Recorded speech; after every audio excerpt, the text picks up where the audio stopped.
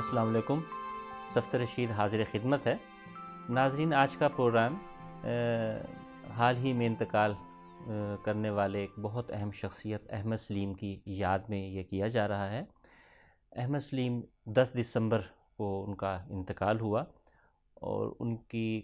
شخصیت جو ہے ایسی محبت بھری شخصیت تھی. ایک تو اس حوالے سے آج ہم انہیں یاد کریں گے، دوسرا ان کا جو کنٹریبیوشن ہے لٹریچر میں اور سماجیات کے میدان میں، ہمارے فلاحی کاموں کے اعتبار سے ایک ہمہ جہت شخصیت تھی. اور علم دوستی اور کتاب دوستی، ان کی شخصیت کے اتنے پہلو ہیں کہ اگر ان پہ بات کی جائے تو ہمیں بہت وقت اس میں چاہیے، اور ان سے محبت کرنے والے لوگوں کی بھی کمی نہیں ہے. تو عمر بھر انہوں نے تحقیق، اور خاص طور پہ ادبی تحقیق بھی، سماجی تحقیق بھی، کئی حوالوں سے انہوں نے اپنی زندگی، اور خاص طور پہ کتاب کے لیے ان کی کتاب ان کی یعنی شناخت بن کے رہ گئی کہ کتاب. اور جیسے احمد سلیم جو ہیں، یہ لازم ملزوم بہت بڑی ان کی لائبریری تھی جو دور دور سے بھی لوگ دیکھنے آتے تھے. تو آج شعبہ اردو نے، علامہ اقبال اوپن یونیورسٹی کے شعبہ اردو نے اہتمام کیا ہے کہ ان کی یاد میں آج ہم کچھ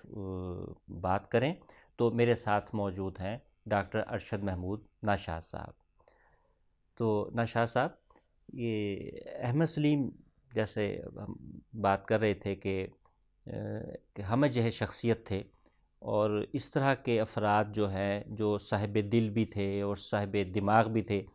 وقف انہوں نے اپنے آپ کو کیا ہوا تھا. ان کا کوئی حوالہ نہیں ہے دوسرا ما سوائے اس کے کہ وہ کتاب کے ساتھ فنا فی الکتاب جسے ہم کہہ سکتے ہیں، اور کام میں ہمیں وقت کام میں. اور تو کئی شخصیت کے ان کے پہلو ہیں. تو آغاز ہم ان کی شخصیت سے ہی کرتے ہیں کہ ایک علمی شخصیت اور ایک محبت بھری شخصیت تھی ان کی. تو کچھ اپنی یادیں آپ تازہ کریں ہمارے ساتھ. جی بہت شکریہ، آپ سلامت رہیں. احمد سلیم، جیسا ابھی آپ اپنے انٹرو میں بتا رہے ہیں کہ وہ ایک ایسی ہمہ رنگ اور ہمہ گیر شخصیت ہیں جنہوں نے ساری زندگی ایک مرد کار کی طرح انہوں نے گزاری ہے. کوئی لمحہ اگر ہم کہیں کہ انہوں نے ضائع نہیں کیا تو اس میں کوئی مبالغہ نہیں ہوگا. 100 سے زائد ان کی کتابیں اس بات کی گواہی دیتی ہیں. پھر انہوں نے جو تنظیم سازی کی، جن تنظیموں کا وہ حصہ رہے، یہ ایک آدمی کے بس کی بات نہیں ہے. اور وہ صحیح معنوں میں یعنی ایک ادارے کا وہ رول انہوں نے پلے کیا. ان کا بنیادی تعلق تو گجرات کے منڈی بہاؤدین سے تھا، اور 1945 میں وہ وہاں ایک میانہ گوندل نام کا قصبہ ہے، وہاں پیدا ہوئے. لیکن آپ یہ دیکھیں کہ ان کے اندر کی جو ہمہ رنگی ہے وہ ان کے احوال میں بھی ہمیں برابر جھلکتی دکھائی دیتی ہے. کہ ان کی میٹرک کی تعلیم جو ہے وہ پشاور سے ہوئی.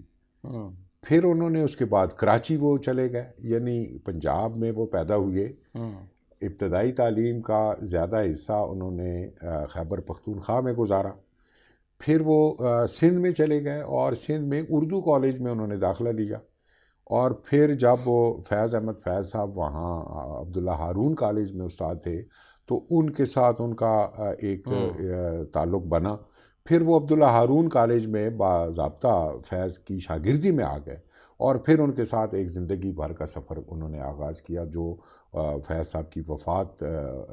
تک جاری رہا. اور بعد میں بھی یاد نگاری کے حوالے سے فیض پر انہوں نے 3-4 کتابیں لکھیں، اور جس میں ان کی شخصیت کے جو مختلف رنگ ہیں وہ بھی، اور اپنی ذاتی یاداشتوں کے حوالے سے بھی انہیں یاد کرتے رہے. ان کے فکر و فن کے حوالے سے بھی انہوں نے بہت عمدہ اور بہت یعنی اہم، وہ چونکہ خود ترقی پسند تھے، ساری زندگی ترقی پسندی کا وہ حصہ رہے. اور جہاں جہاں انہیں ظلم ہوتا دکھائی دیا، جہاں جہاں وہ انہیں آواز بلند کرنا تھی وہ انہوں نے کی. آپ دیکھیں کہ بنگلہ دیش میں بھی انہوں نے اپنی آواز بلند رکھی، اور وہاں کا ایک بہت بڑا اعزاز، ایک بہت بڑا انعام انہیں ملا، اور جو وہاں کے اہل علم کے لیے مخصوص تھا. پھر یہ کہ وہ مختلف طرح کی ان کی کتابیں آپ ان میں دیکھیں کہ سندھ بھی ہمیں دکھائی دیتا ہے، بلوچستان بھی دکھائی دیتا ہے، پنجاب کے مسائل بھی ان کی نگاہ میں تھے، اور جیسا آپ نے کہا کہ وہ کتاب کے ساتھ جڑے رہے، اور کتاب کا اور ان کا ایک بہت دیرینہ اور گہرا تعلق تھا۔ ان کا کتب خانہ ایک بہت مثالی کتب خانہ ہے، اور وہ 4 زبانوں میں یکساں سہولت کے ساتھ لکھتے رہے۔ سندھی سے بھی وہ پوری طرح سے آگاہ تھے اور اس میں انہوں نے کام کیا۔ پھر یہ کہ وہ پنجابی، اردو اور انگریزی کے ساتھ بھی ان کی ایک یعنی بہت گہری وابستگی رہی، اور ان کی بہت ساری کتابیں ان زبانوں میں۔ سر آپ کی بات سے ذہن میں یہ آ رہا ہے کہ یہ جو زبانیں جاننے کا عمل ہے، کہا ہی جاتا ہے کہ جتنی ہم زبانیں جانیں گے، ایک انسان جتنی ووکیبلری ہوگی، جتنی اس کو خاص طور پہ زبانوں کی آگہی ہوگی اپنے خطے کی یا دوسری، تو اتنی ہی اس میں وسعت آئے گی، اس کا ظرف بھی اتنا بڑا بنے گا خود بخود۔ تو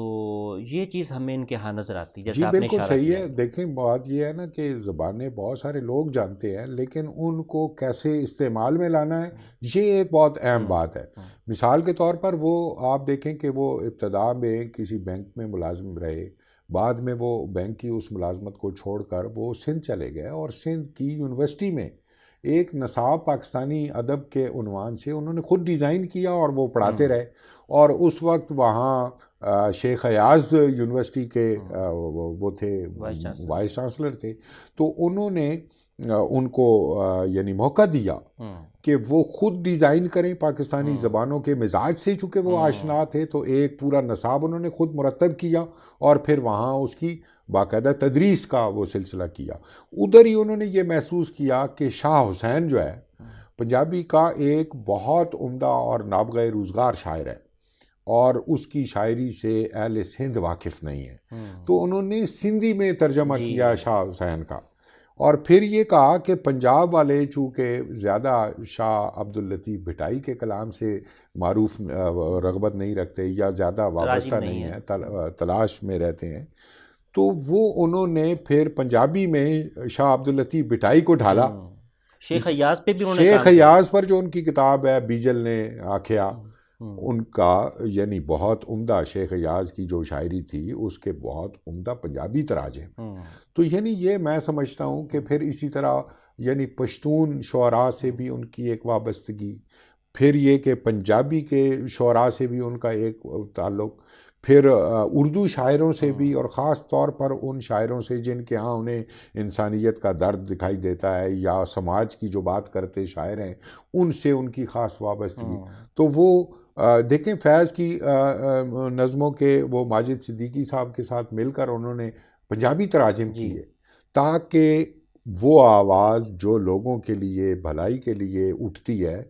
اس کا زیادہ سے زیادہ ابلاغ ہو، وہ زیادہ سے زیادہ لوگائی تک پہنچے، زیادہ سے زیادہ لوگ اس سے کسب یعنی ایک لحاظ سے ہم انہیں قومی شخصیت قرار دے سکتے جی ہیں۔ بالکل، اس کا تعلق صرف پنجاب سے نہیں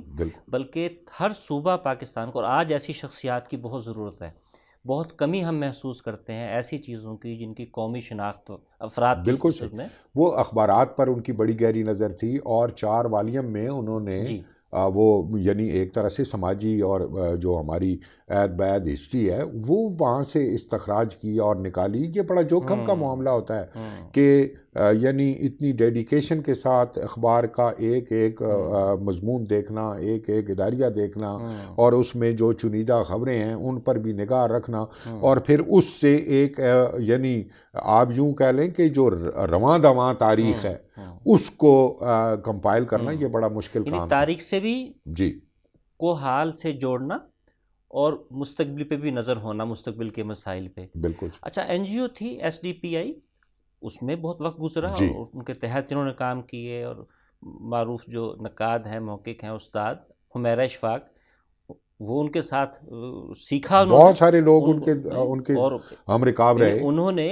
ایک اگلی نسل کو بھی تیار کیا۔ بالکل، اور کام جو ہے جاری ان کا ہے۔ اس میں کوئی دوسری بات نہیں ہے کہ وہ چونکہ مزاج ان کا ایسا تھا کہ وہ پارس تھے، اور جو بھی ان کے ساتھ جڑتا، جو بھی ان کے ساتھ بیٹھتا، ان کے ساتھ مل کر کام کرنا ظاہر ایک بہت سعادت کی بات تھی۔ وہ راستہ بتانے والے تھے، وہ رہنما تھے، صحیح معنوں میں قافلہ سالار تھے، اور انہوں نے یعنی ایک تو یہ کہ جو ادب کا علم کا ذوق جن کے ہاں تھا انہیں وہ آمادہ تحقیق کرنا اور ان جہات میں خاص طور پر سرگرم عمل ہونے کا مشورہ دینا جن پر بہت کام ہوا، تو انہوں نے سماج کے ان گوشوں پر چونکہ ان کی نگاہ تھی اس لیے انہوں نے بہت سارے، جیسے آپ نے فرمایا ہمیرا اشفاق صاحبہ ہیں اور بے شمار، یعنی طالب علم ان کے پاس جاتے تھے،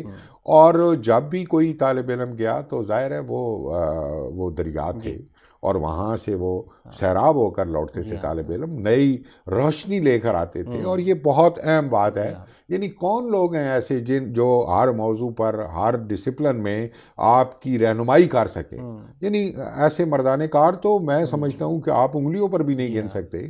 اور ایسے دور میں، ایسے کہت الرجال میں ایسے بھرے ہوئے آدمی کا ہونا یعنی ایک بہت بڑا ہمارا یعنی تہذیبی، جس نے خدمت ہی ہے کئی سطحوں پہ، ان کا جو کام ہے ساری کی ساری خدمت کے ذیل میں آتا ہے، اور انہوں نے کسی قسم کا تعصب نہیں برتا، اگرچہ ہم انہیں کہہ رہے ہیں کہ ترقی پسند فکر کے تھے۔ اس سے بعض ہم لوگوں کو غلط فہمی ہو جاتی ہے جب ہم لیبل لگا دیتے ہیں کسی بڑے فرد پہ، وہ ترقی پسند تھے لیکن کسی نوعیت کا خانوں میں ایسے بڑے آدمی کو ہم نہیں بالکل صحیح ہے۔ جیسا وقف کیا ہوا ہے ابھی دیکھیں نا، مسئلہ یہ ہے کہ کوئی بھی نظریاتی وابستگی کے بغیر آپ کہیں کوئی بڑا کام نہیں کر سکتے، یہ بہت ضروری ہوتا ہے۔ وہ ANP میں بھی رہے، یعنی نیشنل عوامی پارٹی میں باقاعدہ وہ شریک رہے، پھر یہ کہ سندھ کے بہت سارے نیشنلسٹوں کے ساتھ ان کے بہت گہرے مراسم تھے، اسی طرح پنجاب کے نیشنلسٹوں کے ساتھ، لیکن وہ جیسا کہ ابتدا میں بات ہوئی کہ وہ فقیر منش تھے، ان کے اندر ایک درویشی موجود تھی جو انہیں تخریب پر یا ایسے فضول کاموں کی طرف راغب نہیں کر سکتی تھی، وہ سراسر محبت تھے۔ پھر یہ کہ وہ تخلیقار تھے، ان کا جو بنیادی حوالہ ہے وہ تو ظاہر ہے ایک شاعر کا، ایک ادیب کا ہے۔ انہوں نے ناول لکھے اور انہوں نے پنجابی میں شاعری کی، اتنی مؤثر اور اتنی خوبصورت ان کی نظمیں ہیں جن میں نہ صرف درد مندی کی وہ تمام متاع ان میں ڈھلی ہے، بلکہ سماج اور معروض میں پھیلے ہوئے جو بغض اور عداوت بھرے معاشروں میں جو نفرتیں ہیں ان کو بھی انہوں نے وہ ایڈریس کیا، اور وہاں پر بھی ان کا نقطہ نگاہ جو ہے وہ کسی ایک دھڑے یا کسی ایک طبقے کے ساتھ نہیں ہے، بلکہ انسانیت کے لیے وہ لڑتے رہے، اور انسانیت کے لیے ان کا کام تھا، انسانیت، اور پھر جو ان کے ارد گرد بکھرے ہوئے مسائل تھے اپنے خطے کے خاص طور پہ، اور کسی قسم کا تعصب نہیں۔ تو باتیں تو ان پہ بہت ہو سکتی ہیں، میرا خیال ہے یہ تو آغاز ہے شعبہ اردو کو علامہ اقبال یونیورسٹی کے اعزاز ہے کہ انہوں نے ان پہ ایک لحاظ سے ابتدا میں بات کی۔ امید ہے کہ ہم یہ سلسلہ اس کو بڑھائیں گے آگے، اور مختلف حضرات سے اس سلسلے میں ہم بات چیت کرتے رہیں گے۔ اس میں کوئی دوسری بات نہیں ہے، وہ ایک ہمر رنگ اور ایک عبقری شخص تھے، 78 سال کی زندگی میں انہوں نے ایسے ایسے کارہائے نمایاں انجام دیے ہیں، پنجابی یعنی لٹریچر میں ان کا جو اضافہ ہے، ہمارے سماج میں، ہماری تاریخ میں، ہمارے مختلف شعبوں میں، اور پھر یہ کہ پاکستان کی اس وحدت کو مستحکم کرنے کے لیے جو ان کا کنٹریبیوشن تھا، اور لوگوں کی آواز بننے کی جو ان کو اللہ کریم نے صلاحیت دے رکھی تھی، تو یہ بہت سارے ایسے پہلو ہیں جو ہمارا رنگ بھی ہیں، ہمارا جہت بھی ہیں، اور جب تک ان کی اس فکر کو ہم آگے بڑھاتے رہیں گے، یقیناً ہمارے ملک کا، ہمارے معاشرے کا، ہمارے سماج کا، ہمارے ادب کا فائدہ ہوگا۔ تو ایک مختصر گفتگو میں ہم احمد سلیم صاحب کو صرف یاد ہی کر سکتے ہیں، اور انہوں نے جو اپنی نگارشات چھوڑی ہیں وہ ہمیشہ قافلے سالار کی حیثیت میں یا ایک روشنی کے مینار کی حیثیت میں رہیں گی، اور لوگ اس سے کسب فیض کرتے رہیں گے۔ تو ناظرین، یہ چند منٹ کی جو یہ گفتگو ہے ان کا احاطہ یقیناً نہیں کر سکتی، صرف ہم نے ایک لحاظ سے بنیادی ان کے جو آؤٹ لائن ہے چھوٹی موٹی، وہ گفتگو میں ہم لائے اس کو۔